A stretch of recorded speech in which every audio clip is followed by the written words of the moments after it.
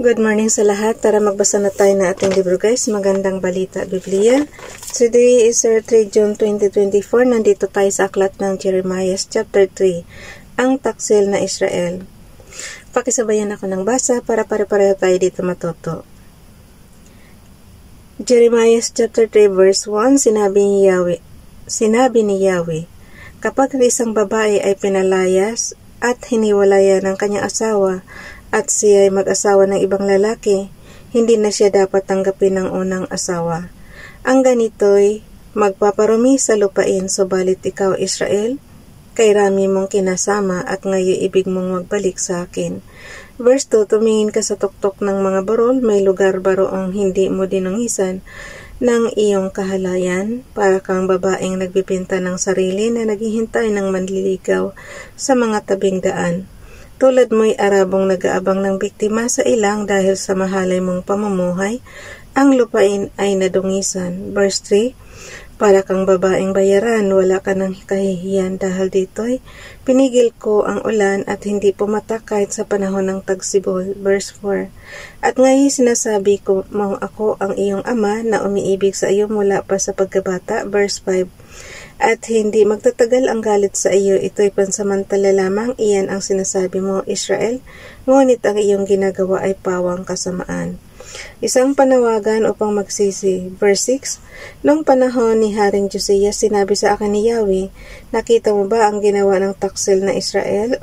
Umaakyat siya sa bawat burol at nakikipagtalik sa lilim ng mayayabong na punong kahoy. Verse 7, akala ko'y babalik siya sa akin matapos gawin iyon, ngunit hindi. At sa halip ay nakita pa ito ng kapatid niyang taksil na si Judah. Verse 8, nakita rin ng Judah ng pinalayas at hiwalayan ko ang Israel dahil sa pagtataksil sa akin at pagiging masamang babae, ngunit hindi man lamang natakot ang taksil din Judah. Naging masama rin siyang babae. Verse 9, ito'y hindi niya ikinahiya bagos ay dinamihan ang lupain ng mga lunya siya sa pamamagitan ng pagsamba sa mga bato at punong kahoy. Verse 10, at pagkatapos ng lahat ng ito, nagkunwari ang taksil na Judah na bumabalik sa akin, ngunit ito'y hindi taos sa kanyang puso. Akong si Yahweh ang nagsasabi nito. Jeremiah chapter 3 verse 11, pagkatapos sinabi sa akin ni Yahweh na kahit tumalikod sa kanya ang Israel, ito'y hindi kasinsama ng taksil na Judah. Verse 12, inutusan niya akong magpunta sa Hilaga at sabihin sa Israel, manumbalik ka, taksil na Israel, hindi na kita kagagalitan sapagkat ako'y mahabagin.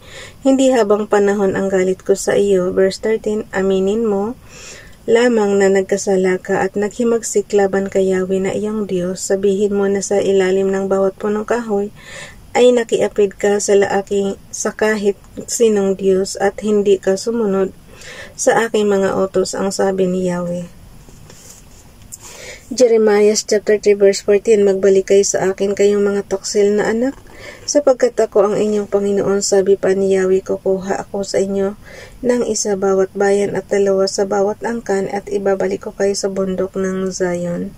Verse 15, bibigyan ko kayo ng mga pinunong sumusunod sa akin at pamamahalaan nila kayo ng buong katalinuhan at pagkaunawa. Verse 16, at kung dumami na kayo sa lupaing iyon, hindi na pag-uusapan ng mga tao ang tungkol sa kaba ng tipan ni Yahweh. Hindi na nila ito iisipin o alalahanin.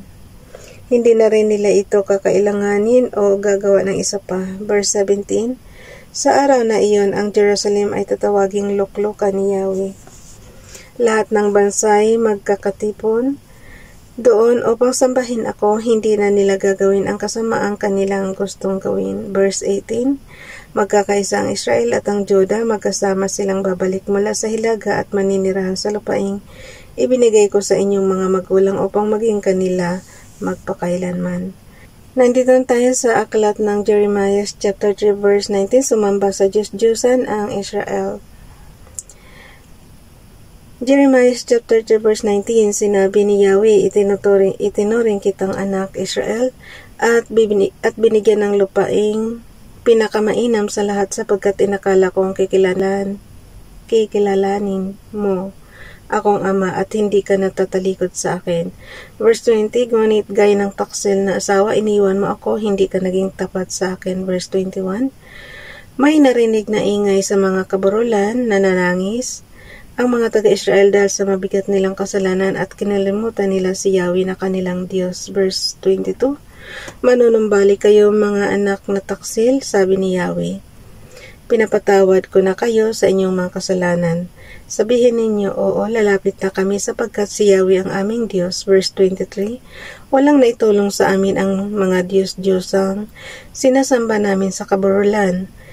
Si Yahweh lamang na aming Diyos, ang tunay na kaligtasan ng Israel. Verse 24, dahil sa aming pagsamba kay Baal, nawala sa amin ang lahat ng bagay na pinaghirapan ng aming mga magulang mula pa noong una, ang aming mga anak, mga hayop at mga kawan.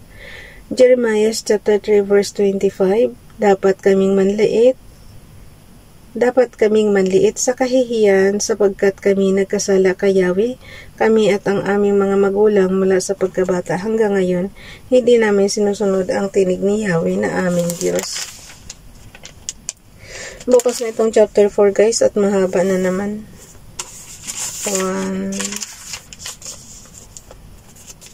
Bye everyone, God bless.